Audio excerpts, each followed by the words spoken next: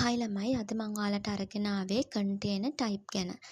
අපි ෂිප්මන්ට් එකක් භාවිතයේදී කන්ටේනර්ස් පාවිච්චි කරනවා. ඒ විදිහට එක එක බඩු පාවිච්චි කරනකොට එක එක කන්ටේනර්ස් තමයි අපි යූස් කරන්නේ. එකම කන්ටේනර් එක හැම භාණ්ඩෙම අපිට ඉම්පෝට් හෝ එක්ස්පෝට් කරන්න බෑ.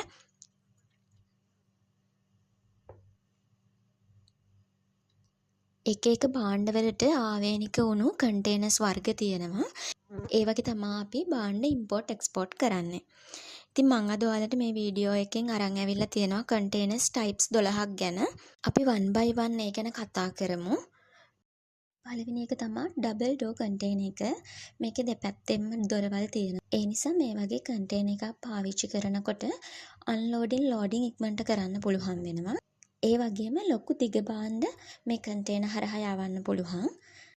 දෙවෙනි කන්ටේනර් එක තමයි රිෆර් කන්ටේනර්. රිෆර් කන්ටේනර් මේක උෂ්ණත්වය පාලනය කරලා අපිට භාණ්ඩ ට්‍රාන්ස්පෝර්ට් කරන්න පුළුවන් රීෆ්‍රිජරේට් කන්ටේනර් එකක්.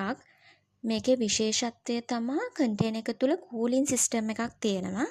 අපිට මේ කන්ටේනර් එක පාවිච්චි කරලා ආහාර සහ ඖෂධ අපිට ට්‍රාන්ස්පෝර්ට් කරන්න පුළුවන්. ඒ වගේම මේකේ තියෙන ලොකුම වාසිය තමයි භාණ්ඩවල ෆ්‍රෙෂ් ගතිය සහ සේෆ් තත්ත්වය තියාගන්න පුළුවන්. ඒ වගේම ලොන් ඩිස්ටන්ස් ට්‍රාන්ස්පෝර්ටේෂන් වලදී ක්වොලිටි එක මේන්ටේන් වෙනවා.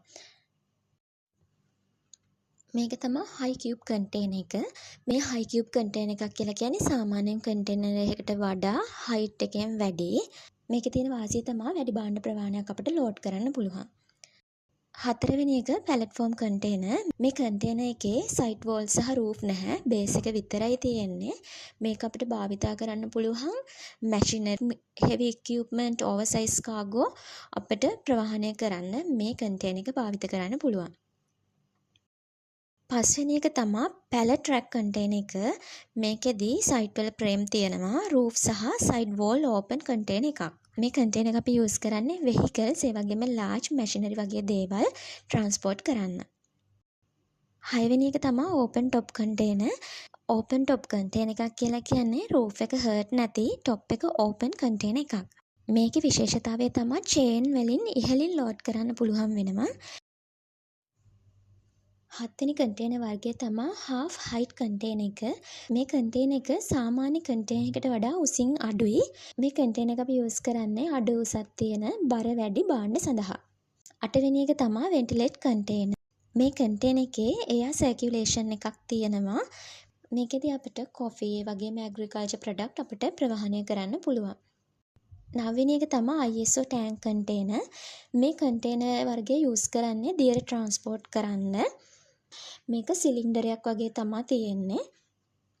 ඩ්‍රයිවෑන් කන්ටේනර් මේක සාමාන්‍ය කන්ටේනර් එකක්. මේක ස්ටෑන්ඩඩ් කන්ටේනර් එකක්.